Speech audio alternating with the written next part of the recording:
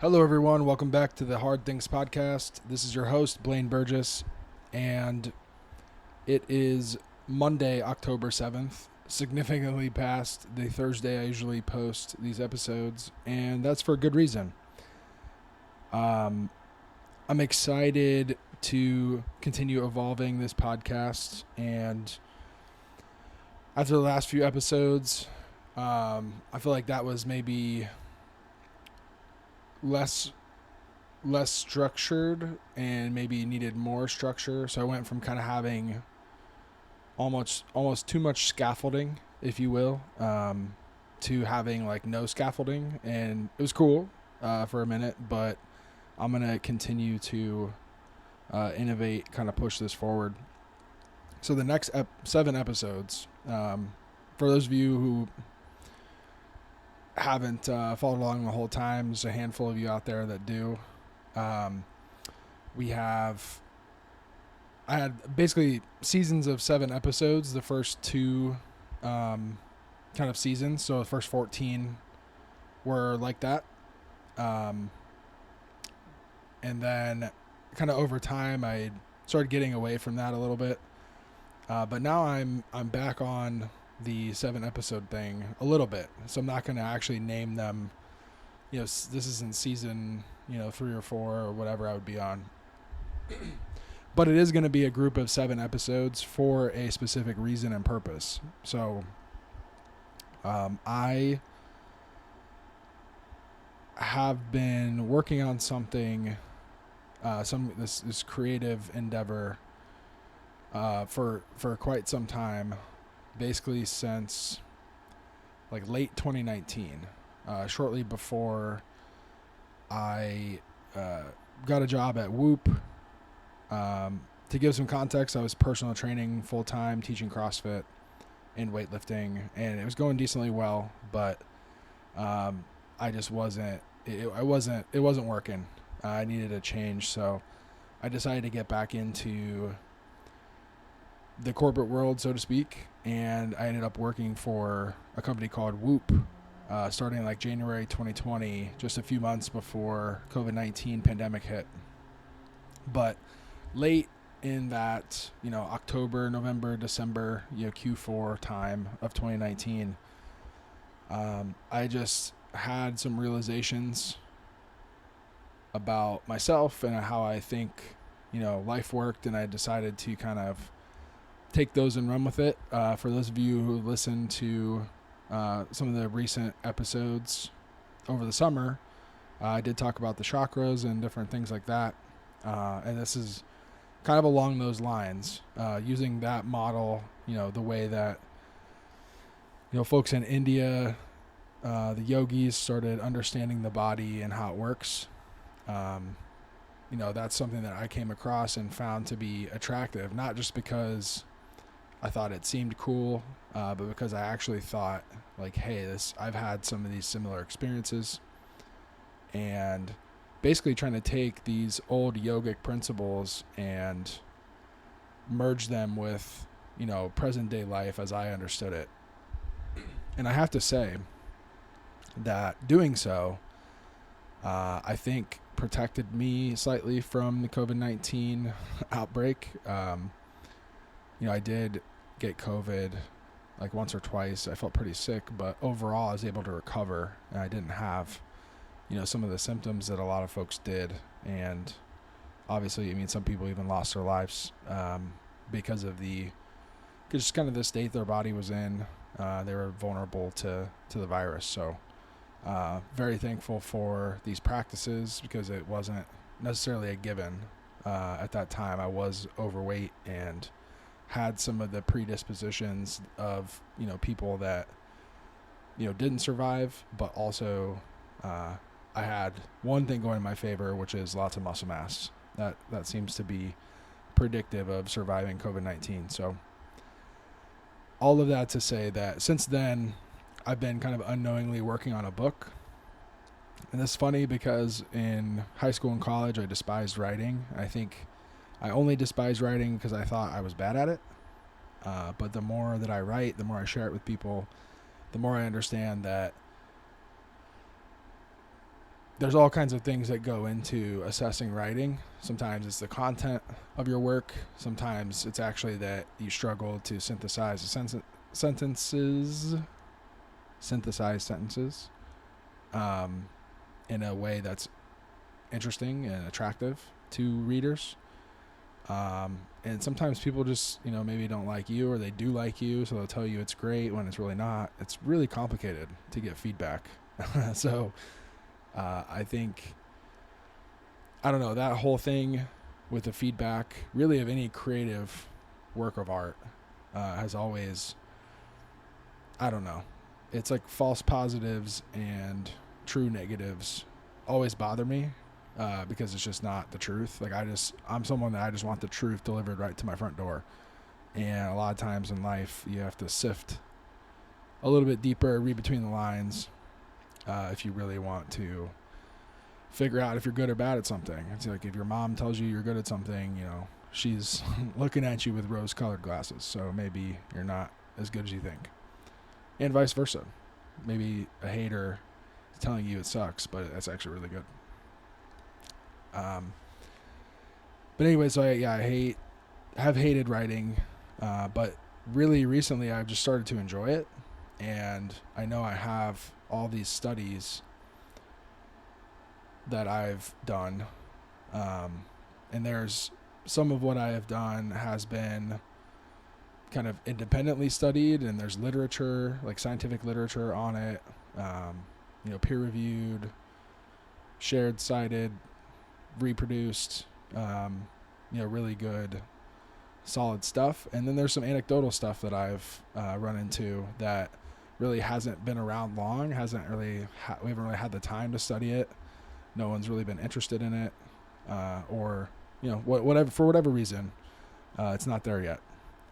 But I think now I'm just feeling called to share my experiences with these, kind of tried and true, and some of the more experimental things I've done. And I think ultimately,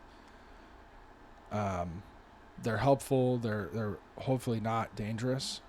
I kind of, without something being studied, you really don't know for sure. And really, even things that we think are safe sometimes can be dangerous for specific people. So I say all this,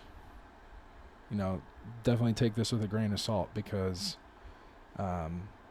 it is partially, at least anecdotal, just my experience with these things. And people are different, or different circumstances, different, DNA. You honestly never know what's going to happen. So I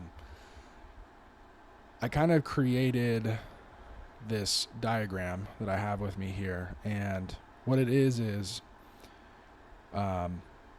different tactics to kind of improve your life, your body, your mind,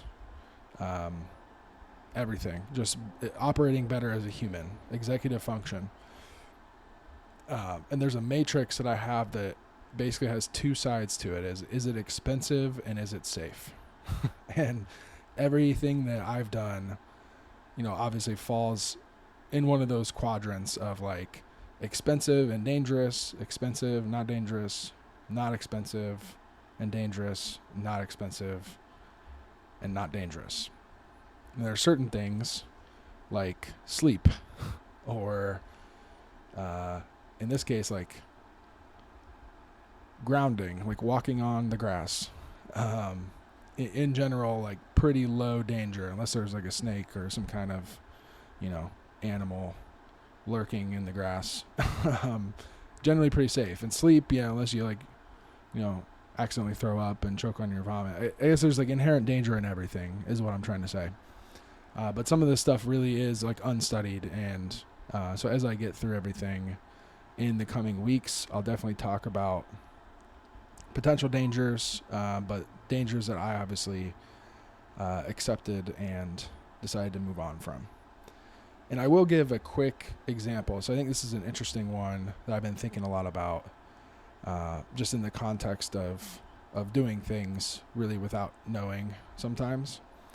So back to the COVID-19 pandemic, at first I chose not to be vaccinated, only because from what I had read about vaccinations. They do take, quite a while to develop, to get the right materials to create a vaccine that is safe. Typically, again, like they want something to be studied. So these things that I'm recommending that are really kind of anecdotal from my own N of 1 experiments, I'm going to tell you that that's the case. And with these COVID-19 vaccines, that was really the case. Like we didn't know for sure if it was safe, and there were people that eventually had, side effects. So it's a risk that we all take all day, every day. We try something new. You try new food, you try a new, deodorant, you try, whatever it may be, you could have a reaction to it. There could be some downsides. So I say all that to say that I decided not to get vaccinated at first. I did get COVID. I did recover. And after that, I felt pretty good and felt pretty solid, safe, well protected. And then I got a new job, and I was forced to, get a vaccine. It's really funny because it was a health technology company. We're a couple years into the pandemic, so at this point it's kind of winding down. Wasn't really at the peak anymore, and the position was fully remote. I never saw any of my coworkers in person the entire nearly 2 years that I worked for this company. So that requirement was a little strange. And some of the customers I worked with are doctors, different health professionals, and were really against the vaccine, and they actually stopped working with some of the people on our sales team because we had a vaccine mandate. So kind of a strange situation, but at that point I had a choice. I could try to find a new job, or this new exciting job that I wanted to work at. I could just buckle down, get a vaccine, and get to work. So going through the different choices, there were several mRNA vaccines, like the Pfizer, Moderna, and those, I think it's maybe a little bit more experimental of a type of vaccine, and it does have the potential, from what I understand, to alter DNA in cells. And it's just trying to elicit a response in your cells to create specific defense against COVID-19, which is what we want. But those side effects potentially could be, greater than maybe your typical vaccine. So knowing that, I opted for the kind of single dose Johnson & Johnson one that a lot of people honestly kind of made fun of. It seemed like they were sending it to like less affluent communities, and like it was less effective for some reason. And my experience was I ended up getting that one, and the technology is a little different, a little bit less invasive, as I understand. I did kind of feel bad for a few days afterward, but then I recovered, and to this day, I still never had. I got COVID twice, I believe. And then vaccine after. And so I was kind of, in my eyes, triple protected at that point. But I say this story to say that it's not something I wanted to do. It's something I did after having done a lot of research on my own, not really listening to people who are at the extremes. I think I made a compromise that I'm okay with. And I ended up having a great time working at that job, and it eventually pointed me towards chiropractic school. So I'm grateful for the whole experience, and getting that vaccine was just a step on that road.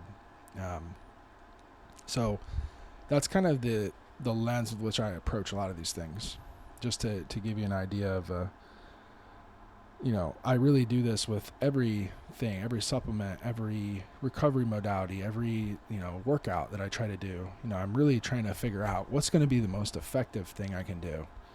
And then how do I recover from that? How do I replicate it over time? How do I make it so I'm consistent? And then that over time, like, really yields results, like very obviously, works. I've had a lot of great health improvements and outcomes over the last couple of years since 2019. So with all that said, I'm going to get into the first kind of section that I want to talk about. There's 7 that I'll talk about over the next 7 weeks. The next episode most likely will be on Thursday, and I'll be talking about some good stuff. So first and foremost, if you remember from yoga, Kundalini yoga, the root chakra kind of lives in your bum, for lack of a better word or directional term. It's at the base of the spine, the coccyx, and it's kind of the way I think about it is, so the nerve plexus that's down there ends up radiating out towards your legs. It's your connection to the earth. It's your if you're ever feeling stressed out, you're just not grounding. You're not grounded, and those roots need to just reconnect, get back to kind of your natural state. So there's a couple of things. I did use the word grounding, and I'll say, like, as I go through these, I kind of have 3 different categories. So one is like a free solution for this. One is like a studied product that you could take that is going to cost money. Again, so like not dangerous, but potentially expensive depending on your budget. And then the anecdotal side. So that's kind of more experimental, something I came across that has helped, but is maybe controversial or not yet studied as well as it should be. And all of these are kind of adrenal gland supporting, so that the root chakra corresponds with the adrenal glands. Those are glands that are on top of your kidneys. Your kidneys, if you didn't know, is what makes pee. But the adrenals live on top of your kidneys, basically. And signals from the brain tell it to make all kinds of different hormones and different things. I won't get you too much into the weeds there. But I will tell you, it's great that I'm in chiropractic school, because the more I learn about the body, the more I feel like my personal experience, is really in line with what I'm learning. My physical experience of my body and how I know my body and the things that I've been through. Learning things like the craniosacral kind of axis, as you might say.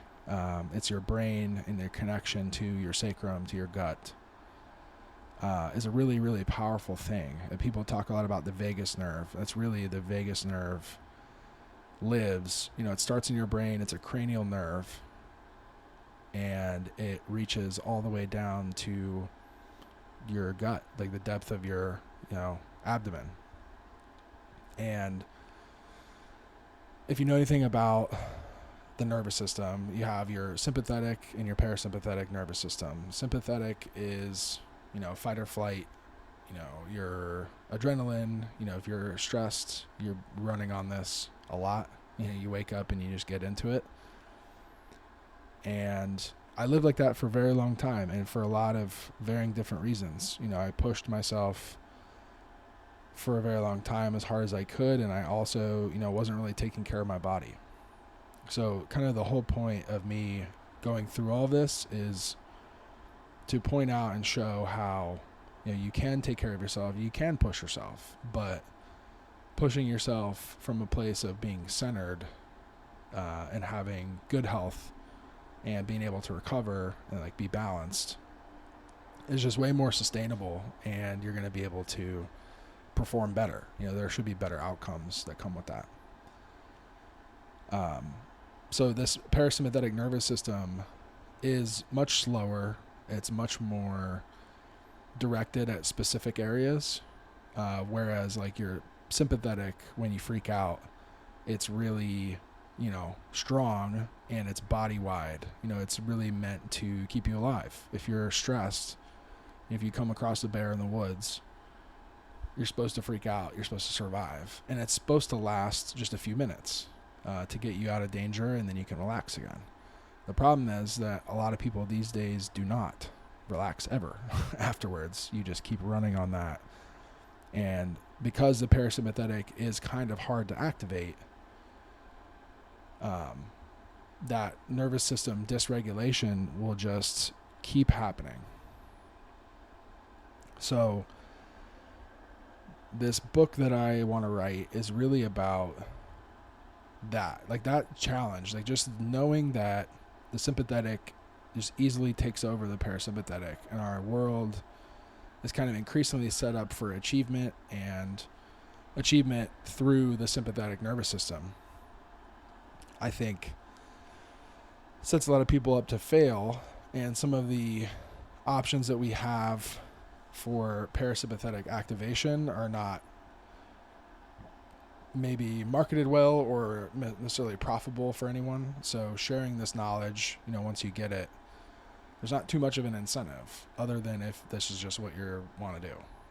So as a chiropractor, it will be, in the future, it will be profitable for me. This is the kind of stuff I want to share with my patients. So I'll obviously would make money off my practice, but this is the kind of education that I would provide, so that people don't come back. I want them to come in 35 sessions, get healthy, and then stay away unless you get hurt, then come back in. But, not putting people on a treadmill of care, really getting them in and out and healthy and moving on. So yeah, this nervous system thing is really big. And this book I want to write is all about essentially like this working biochemistry that's going on all the time in your body. And you're just one big chemical reaction. And if any little part of it is off, you're going to be in trouble potentially. And then it also typically has cascading effects. So if one, switch flips in the, in your, I'm blanking on the term, but the power in your house, if the circuit breaker, that's what I was looking for. The circuit breaker, one of the circuits flips, and then the system kind of shuts down and more circuits flip, whatever. Like it's really easy. One goes off. It's designed to stop the problem right there, but sometimes the problem's a little bit bigger than just the one. So all of these products and things that I'll mention in the next 7 weeks are kind of aimed at that. And this is designed to help me write this book. These are kind of 7 chapters that will be in the book. So without any further ado, this is chapter 1. Chapter 1 is very simple. Aiming at that vagus nerve and calming down. This is in the free category. I put in the free category even though it needs to be studied more. But it's also highly not dangerous. I mentioned it earlier in the episode, but grounding. So just walking in nature, touch grass. Get outside. With the technology we have now, a lot of people aren't doing this. I'll tell you, last week I felt really stressed. I went and laid in the grass at school outside of a building. Probably looked crazy. But I made sure the bottoms of my feet were touching. My arms were kind of touching the grass. And sat there for about 20 minutes. Got up. Felt light as a feather. Just got to kind of meditate, relax. You can listen to music. You can put on your favorite, show and just listen to it. Really easy, free.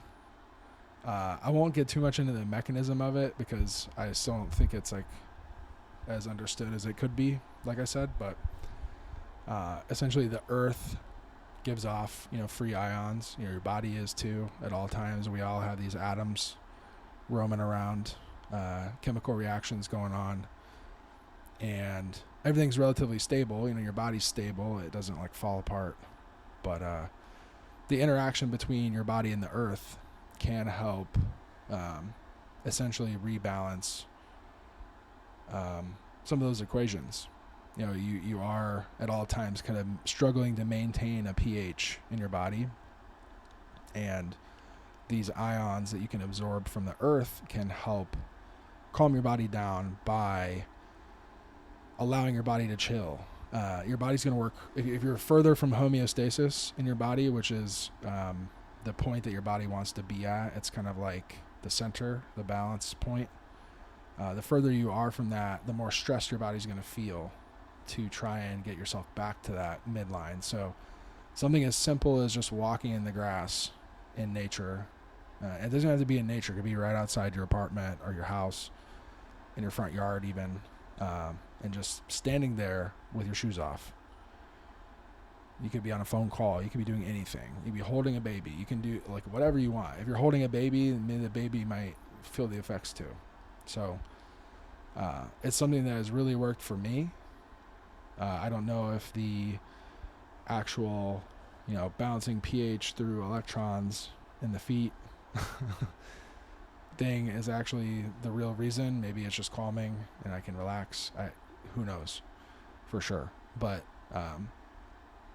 people who study it, that's the reasons they say. I don't know. For me, it just works. It's free and not dangerous to my knowledge. So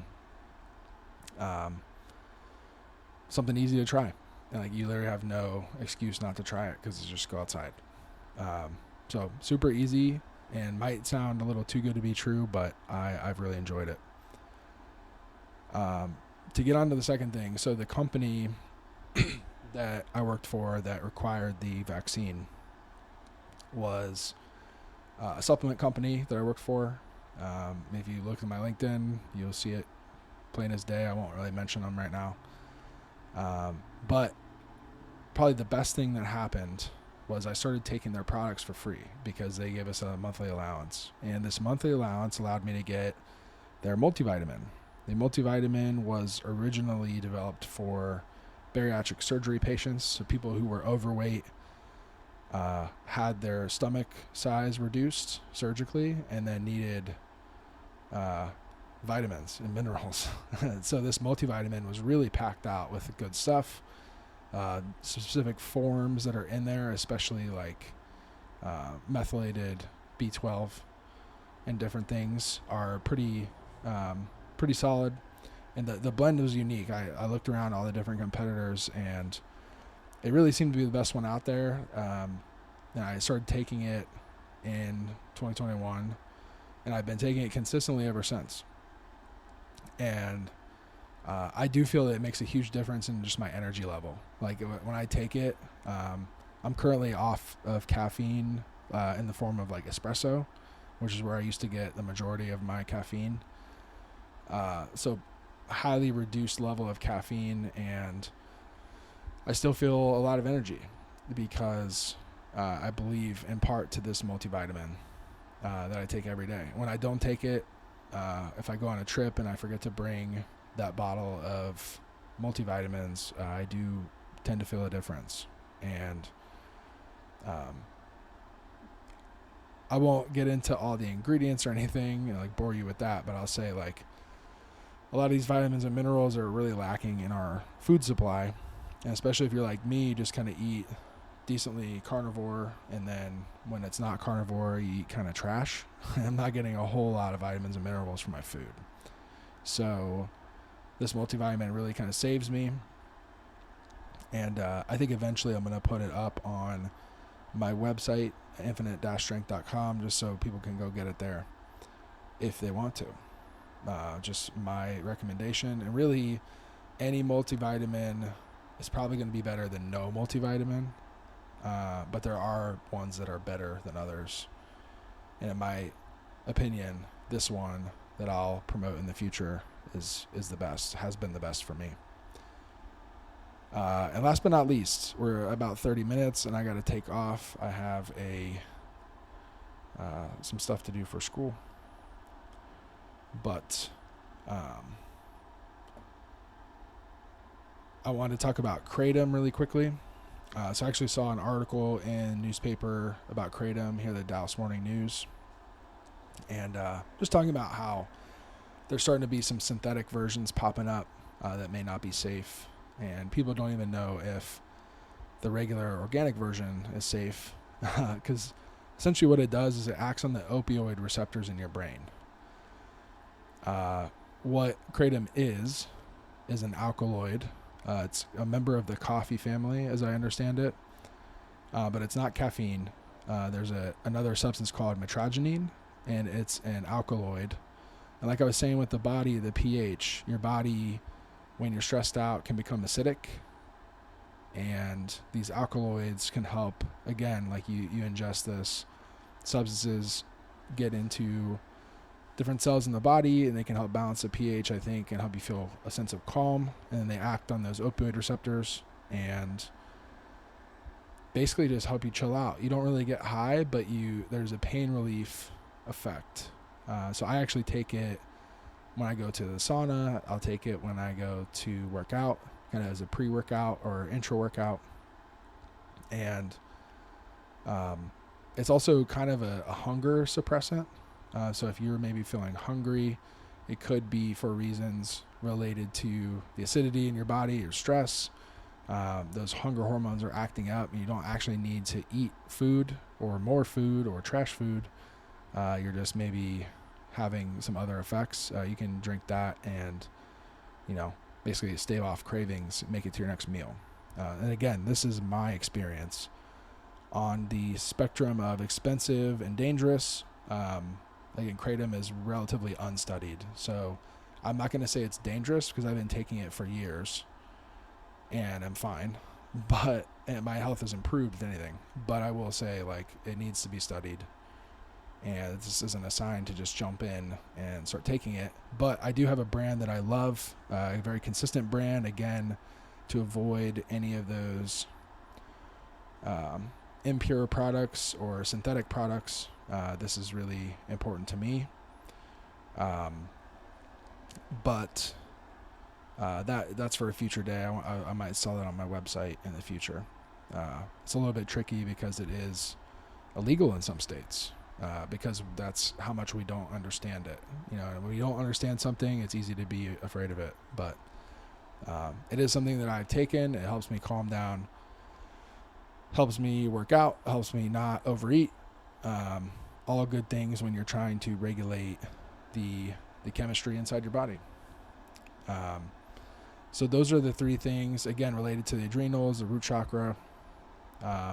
This episode was a little bit longer than what I anticipate in the future, just because I was kind of doing a background on what these next few episodes will be. But I hope this was somewhat interesting to you. It's something that I'm passionate about. All three of those things I do regularly.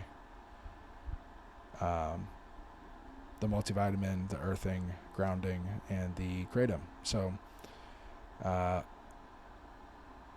until next time, I'm excited to share more of my tips and tricks about life, tactically with substances or otherwise activities.